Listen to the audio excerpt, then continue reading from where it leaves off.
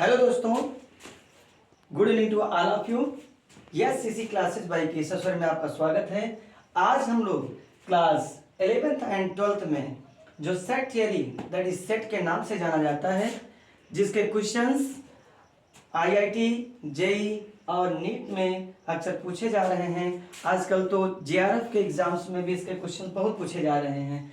और ये set theory जिसको लोग बहुत बड़ा मान करके समझ नहीं पाते हैं, आज हम आपको बहुत ही इजी वे में, बहुत सरल वे में सेट थियरी को समझाने वाले हैं। आइए शुरुआत करते हैं। सबसे पहले सेट क्या होता है इसकी चर्चा हमने आपसे किया। A well collection of well defined, a collection of well defined and objects.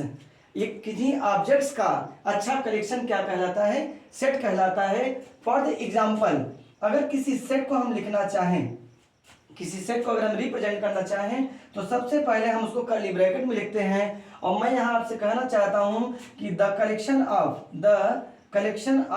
और the set of the collection of vowels, the collection of vowels. Vowels में जितने भी कॉन्सोनेंट हैं उसमें से हम केवल वॉवेल्स को सेलेक्ट करेंगे।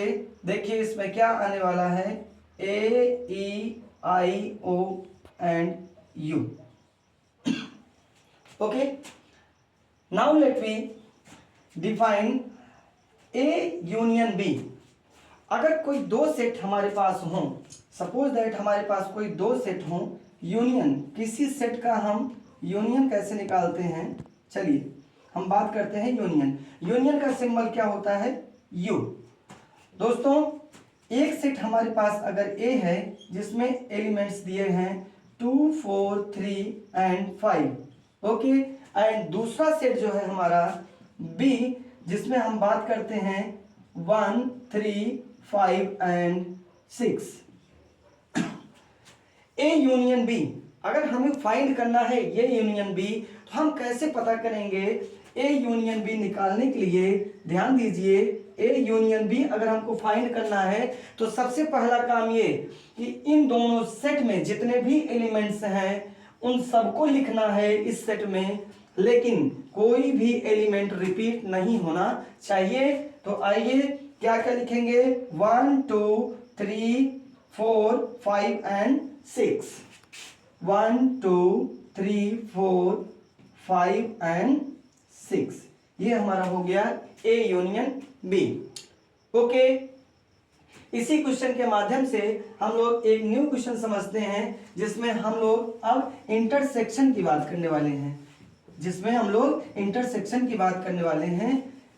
जिसको क्या उभयनिष्ठ भी कहते हैं। इंटरसेक्शन को उभयनिष्ठ भी कहते हैं। ए इंटरसेक्शन बी, इसी का मैं इंटरसेक्शन अगर आपको लेना है, इंटरसेक्शन का सिंबल क्या होता है? इसको हम उल्टे यू से रिप्रेजेंट करते हैं। दोस्तों, अगर ए इंटरसेक्शन बी अगर हमको फाइंड करना है, तो किन्हीं दो सेट के इंटरसेक्शन को फाइंड करने के लिए उन दोनों में जो कॉमन एलिमेंट होता है, उसको हम लोग उसका इंटरसेक्शन कहते हैं। Suppose that set A and B, here define A intersection B. अगर इसको रिप्रेजेंट करना हो तो आप जरा ध्यान से देखिए, इन दोनों सेट में कौन कौन से एलिमेंट कॉमन दिखाई दे रहे हैं। इन दोनों सेट में कौन कौन से एलिमेंट कॉमन दिखाई दे रहे हैं? That is 3 and 5। 3 और 5 के अलावा कोई भी एलिमेंट कॉमन नहीं दिखाई दे रहा है। That is we have got the answer 3, 5, A intersection B. Okay, आइए हम लोग एक अलग टॉपिक पे बात कर लेते हैं। इसी में एक नया क्वेश्चन जो बनता है, इन आपका difference of two sets. What are we saying? Difference of two sets. Set A minus B.